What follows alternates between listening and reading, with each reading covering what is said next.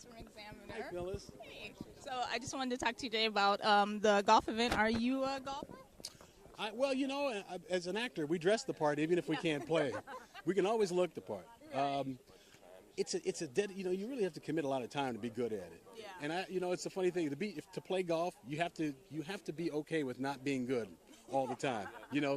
It's like if you're a piano player, if you're an amateur piano player, people don't expect you to sit down and play the definitive version around midnight. Right. But when you play golf, even if you don't play, people still expect you to play well. Right. So, but I have fun. This is the one chance I get a chance to see a lot of guys who are in the industry, guys that I've known since before they were discovered or before anybody knew who we were. You get a chance to kind of reconnect and catch up.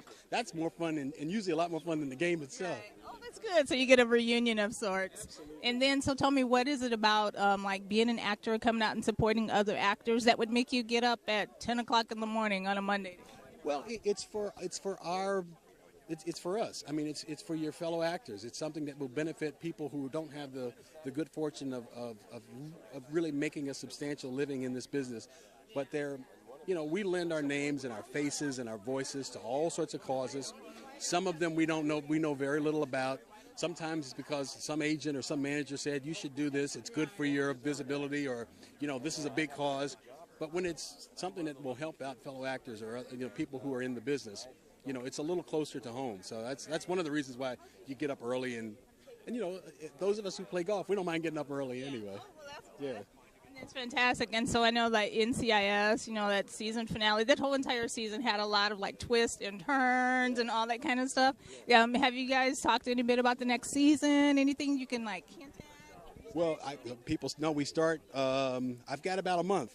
Now I've got about a month worth of vacation, and then we go back. So we're going to try to figure out how to kind of answer some of the questions that we've created with some of these. There's about 3 or 4 episodes that were real cliffhangers. You don't know whose lives lie in the balance, and whether certain characters are going to stay or they're going to go. So we got a lot of solving to do. We got a lot of explaining to do. And then so since you have another month, what are you doing on your vacation? How are you enjoying your time off? Are you doing another project? I just finished doing a play, actually, but that was only a 1-month commitment. So now I'm just going to take a little time. I'm going to go back to the East Coast, spend about 10 days on Cape Cod. I have a birthday on July 8th. And Happy birthday. Thank you. And then a week later, I go back to work. So it's going to be a fun time. Yeah. And then speaking of work, lastly, because we're at a SAG event, can you tell me like the job that got you your SAG card? Do you remember your job?